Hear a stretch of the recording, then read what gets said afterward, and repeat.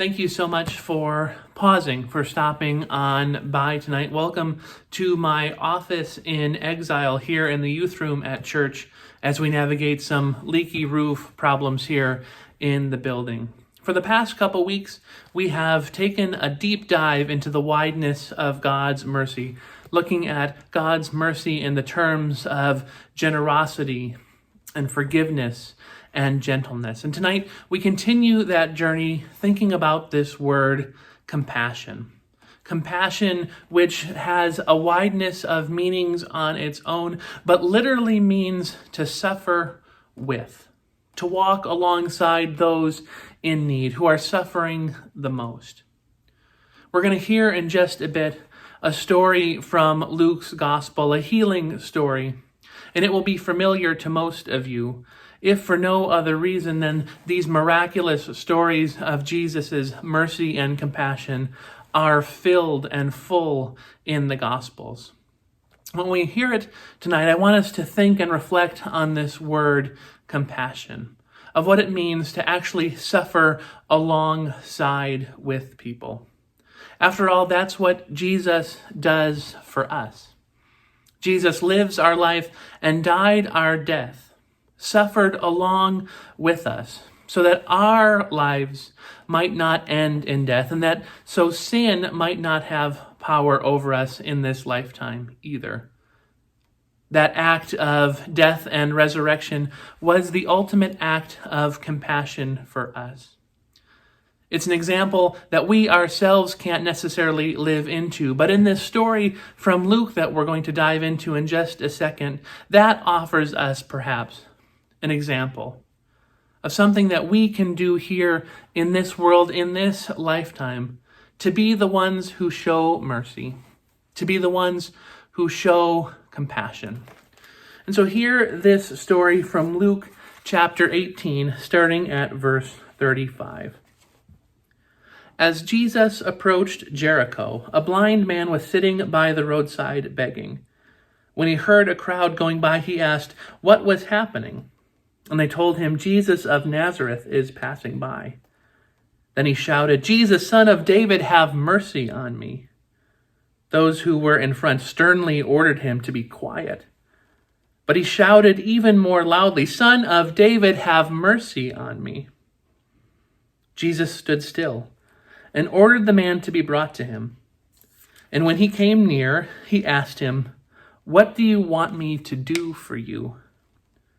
And the man said, Lord, let me see again. Jesus said to him, Receive your sight, for your faith has saved you. Immediately he regained his sight and followed him, glorifying God. And all the people, when they saw it, praised God.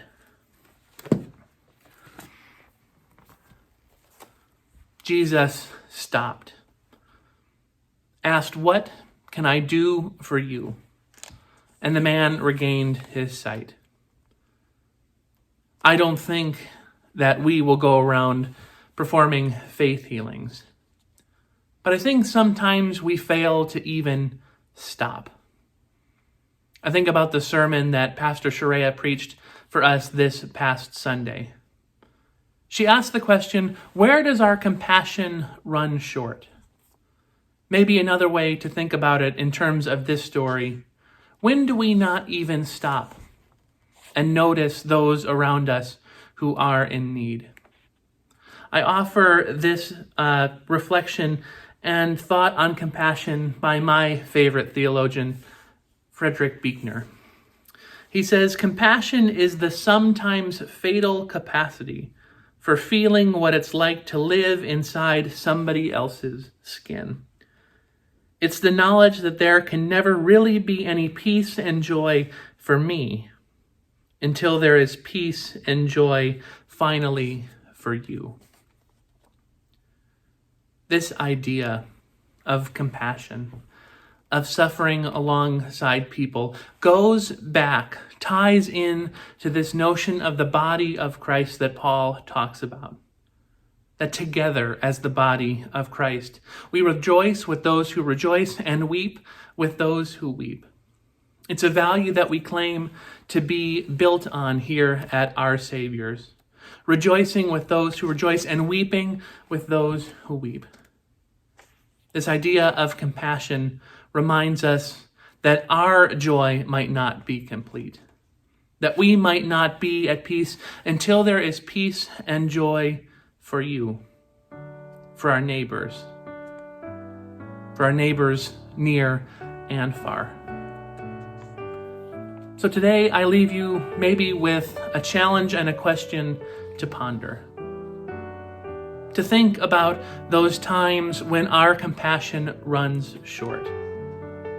When we fail to stop, to notice, to see.